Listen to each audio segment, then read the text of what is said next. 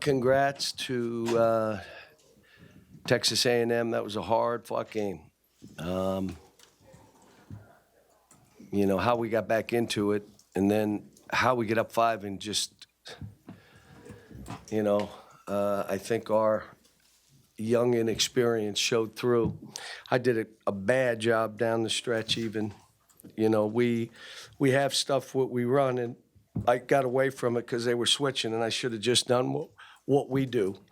And the other thing is, we had Justin trapping on that out of bounds. When Taylor took it out, shouldn't have trapped. Just stay. Don't let Taylor get it back. So that's on me. Just freshman shots. Like, I'm just shooting this. What? We took about 4 of those. But we fought. And that's, what this team has been. You could see they have a will to win. They're not going to give up, even though the other team's playing well. Questions? Cal 0 for 8 in that overtime period. Was that bad shots? Was it them doing something well? Was it the moment catching up to them? I don't know. I'll watch the tape and I'll give you an idea. But right now, I just know we took some awful. Like, why did you shoot that? It had a 1 in 10 chance of going in. We're trying to win the game. And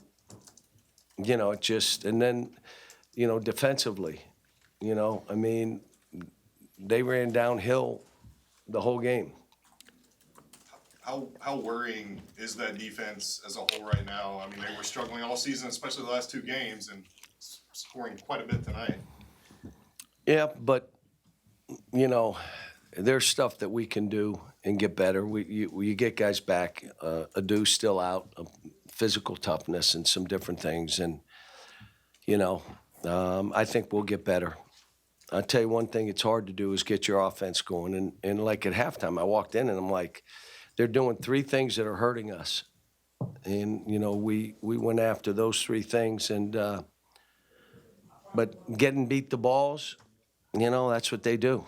They throw it and go get it, and you either grab it or they do. I mean, there was a play where we had a guy standing there, bang, and there was another one standing there next to the guy, and he goes, and one.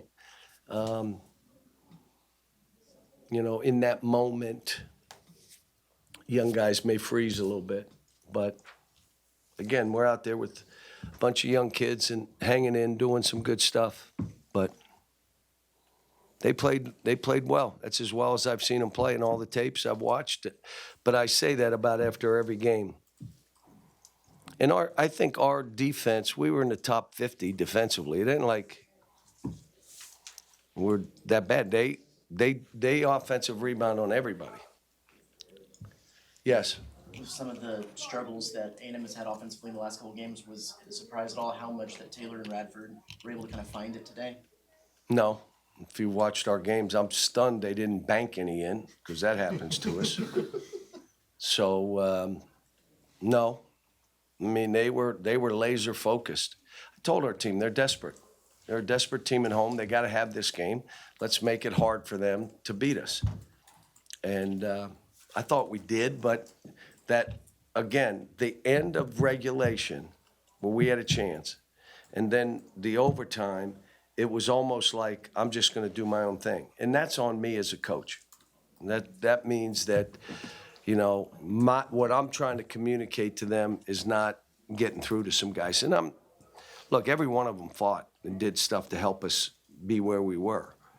But Cal, I think Ugo played 31 minutes. I'm not sure he's ever played that much. Just how important was it for him to kind of step up with Aaron and all that? I thought he did good. Had a couple plays. There was one in the regulation where he didn't get over, and guy goes down to name one. Come on, man. We're saying it every time out. A couple balls that he could have gotten, but I'll tell you, he was blocking shots. He was rebounding in traffic. He's 7 foot tall. Aaron, it wasn't his game. That's what happens sometimes. Were you surprised at all that they went back to switching after halftime when they basically played straight man in the first half? No, they switched in the first half. They were man-to-man, but they were switching. They also were playing zone. He got away from the zone because we're pretty good against any kind of zone, but they were switching. They were doing stuff, and they didn't switch to 5-man, but everybody else, they were switching on down screens. They were switching But we've seen that, and we were ready for that. But we just have to. We can't be a team. We have 5 guys on the floor. Every one of them can play basketball. They can pass, dribble, and shoot. So you don't come down and go no pass, pick and roll, and try to get a shot. You don't have to do that. Now, some teams do because they got 2, 3 players, and the other guys are screeners or rebounders, whatever you want to say. Not our team. The ball moves, and then we have 2 or 3 different finishes. We didn't get something. We drove. Okay, here's our finish. And, you know, and I said to the staff, I just can't accept that. And part of it was me trying to get them to move the ball. You know, force motion, having calls that make the ball move. And then we threw it away for a layup. And then we fumbled one for 2 shots. I mean, we did stuff today that we haven't done all year. But I'm not taking away. Texas A&M played well. They deserve to win the game. You mentioned how A&M's offense are rebounding on everyone, but you guys had the game a couple of games back against Illinois State. What are you seeing on the glass? We're getting better. It's hard. They put 3 guys, and they're standing there pushing and shoving and tipping and doing the things. You got to be alert. There were 3 or 4 where we just let them. The guy was standing next to him, but he didn't do anything. And you know, those are lessons for these guys. In a game like this, 1 or 2 possessions matter.